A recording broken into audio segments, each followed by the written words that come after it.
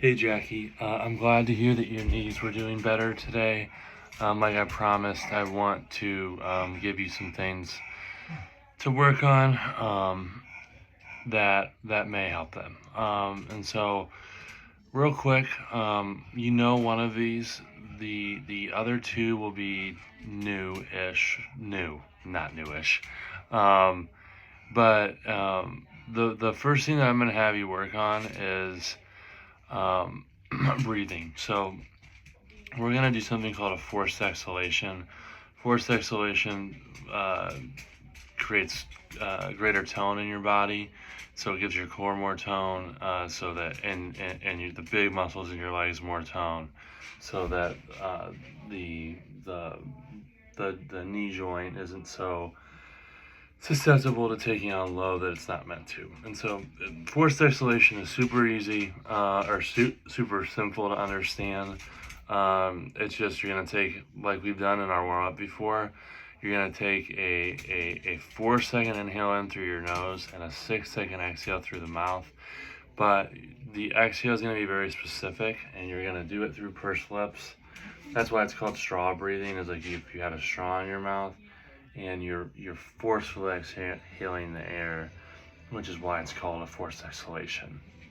So sometimes, like when I'm doing it with this breathing drill with your mom, it's easier to have something up to your mouth. So like if you pretend that you're holding something up to your mouth and you're taking a inhale through your nose and blowing that air out through a narrow tube. Forcefully, that's how I would do it.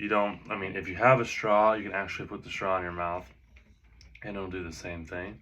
But for you, the tempo is going to be challenging, and that's going to be what makes it a good drill, is the 4-second inhale through the nose and the 6-second exhale through the mouth. So I'll show you one. Deep breath in.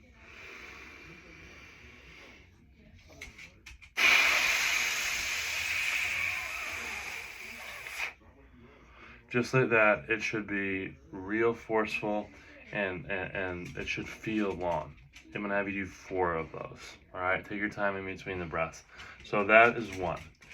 The second drill that I'm gonna have you do, again, same idea. It's working on higher order systems before we get to the actual joint, is your vision drill. So we're gonna do something called a near far drill.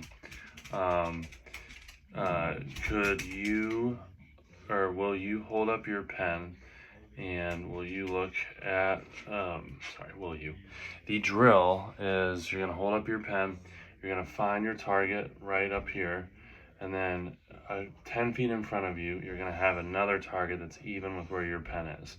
So your eyes are on the pen, then they're jumping to the wall, then they're jumping to the pen, jumping to the wall. So it's just like a pencil push-up, but it's harder because your eyes are focused on the target close to you and then the target further away. And I'm gonna have you do 10 switches. So that'll be what we do there. And then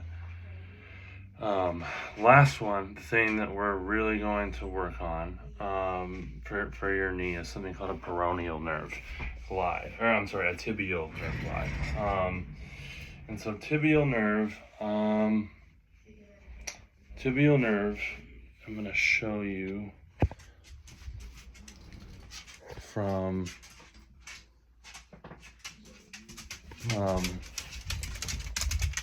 sorry, my dog is right here.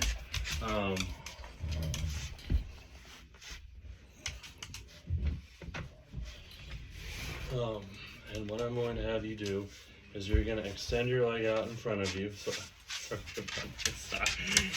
sorry about the noise in my sock. You're going to, hey guys, you're going to you're going to point your toes up. You're going to rotate them away or externally. Dennis, you're going to rotate them externally away from you. Then you're going to tuck your chin, lean forward. You'll feel a stretch going down the back of your leg. And then you're going to pump your knee. Pump your knee 6 times. And then relax for a second and switch sides. So one more time, toes up and then rotate away. Tuck your chin, fold over. You'll feel that stretch. Pump your knee, and you'll do that 6 times again.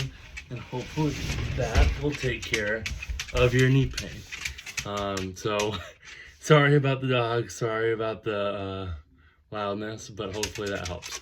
I'll see you next week.